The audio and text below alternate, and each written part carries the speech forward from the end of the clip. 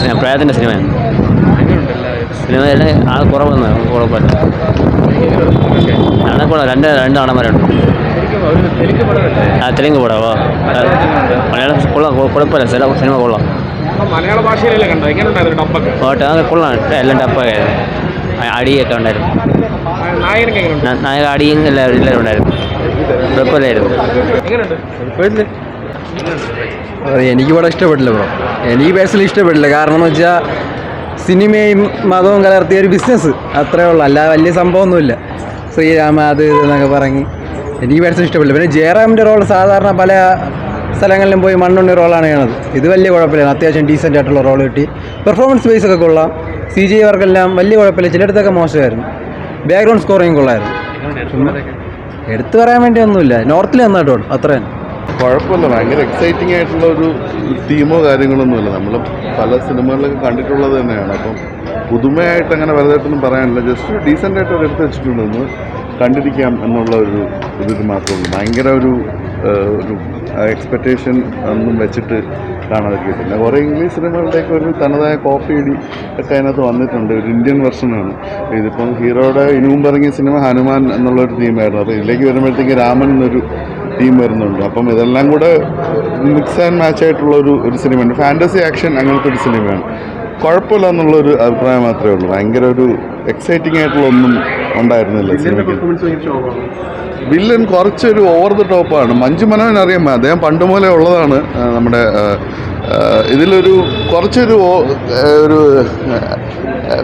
ആവശ്യമില്ലാത്ത ഒരു ഫേഷ്യൽ എക്സ്പ്രഷനൊക്കെ, അതിപ്പം ഡയറക്ടറുടെ ചോയ്സ് ആയിരിക്കും അങ്ങനെ ആക്ട് ചെയ്തിരിക്കുന്നത്.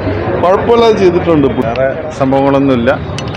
കൊള്ളാം, ഒരു കണ്ടിരിക്കാം, സമയം കൊല്ലി, അത്രയേ ഉള്ളൂ. അല്ലാതെ വേറെ ഒരു പ്രത്യേക കുറ്റങ്ങളും കുറവുകളൊന്നും പറയാനില്ല. കുറേ പുരാണങ്ങളെയൊക്കെ കൊണ്ടുവന്ന് ഒരു അധിക്ഷേപിച്ച രീതിയിലൊക്കെ ചെയ്തു വെച്ചിട്ടുണ്ട്. പക്ഷെ ഒരു സിനിമയായിട്ട് കാണുന്നുണ്ട്, കുഴപ്പമൊന്നുമില്ല. അഭിനയമൊക്കെ പൊളിയാണ്. സൂപ്പർ പടം, നല്ല രീതിയിലുള്ള നല്ല പടം. മലയാളത്തിൽ വരുമ്പോൾ അതിൻ്റെ ഡബ്ബിങ്ങും ബാക്കിയെല്ലാം നല്ല രീതിയിൽ. റഹ്മാനല്ല, നല്ല ഹാറ്റിങ്, സൂപ്പറായി. ഹനുമാൻ കണ്ട ഒരു ഫീലിംഗ്, ഒരു എൻ്റർടൈൻമെൻ്റ് ആയിട്ട് സമയം പോകുമെന്ന് അറിഞ്ഞുകൂടാ. അല്ലാതെ കിടില്ല, അത്ര കിടില്ല. പടം കണ്ടോണ്ടിരിക്കാം, കുഴപ്പമില്ല. നല്ലൊരു ഫിലിം ഇവിടെ നമ്മൾ റീമേക്ക് ചെയ്യുമ്പോൾ നമുക്ക് ബോറടിക്കാതിരുന്ന് കണ്ടോണ്ടിരിക്കുക. നല്ല കാണാൻ കൊള്ളാം, കണ്ടിരിക്കാം. ഫാമിലി എടുത്തു പറയാൻ അതിൻ്റെ വിഷ്വൽസും കഥയൊക്കെ നല്ല രീതിക്ക് എടുത്തിട്ടുണ്ട്. നമ്മളൊരു പുള്ളിയുടെ ഹനുമാൻ കണ്ട സെയിം ഫീലാണ്. നല്ല ഒരു കഥയാണ്. കുഴപ്പമില്ല, നമുക്ക് വൺ ടൈം വാച്ചബിൾ. തിയേറ്ററിൽ പറ്റുന്ന രീതിയിൽ ബാക്ക്ഗ്രൗണ്ട് മ്യൂസിക്കൊക്കെ, ക്യാമറ വർക്ക് അടിപൊളി. കാരണം ആ ഹിമാലയത്തിൻ്റെ മേഖലയൊക്കെ ഷൂട്ട് ചെയ്തിരിക്കുന്ന സൂപ്പറായിട്ട് എടുത്തിട്ടുണ്ട്. ക്യാമറ വർക്ക് നന്നായിട്ട് ചെയ്തിട്ടുണ്ട്, ബാക്ക്ഗ്രൗണ്ട് മ്യൂസിക് നന്നായിട്ട് ചെയ്തിട്ടുണ്ട്. സത്യം പറഞ്ഞു കഴിഞ്ഞാൽ നമുക്ക് ലാഗില്ല. ഡബ്ബിങ് നമുക്ക് വളരെ മോശമായിട്ട് തന്നെയാണ് പറയുന്നത്. കാരണം ഡബ്ബിങ് ലക്കി ഭാസ്കറൊക്കെ ചെയ്തതുപോലെ അത്ര പെർഫെക്ഷൻ വന്നിട്ടില്ല, സ്കിപ്പ് ചെയ്ത് പോകുന്നുണ്ട്. തെലുങ്ക് വെർഷൻ കാണുന്നുണ്ടെങ്കിൽ ഉറപ്പായിട്ട് അക്സെപ്റ്റ് ചെയ്യും.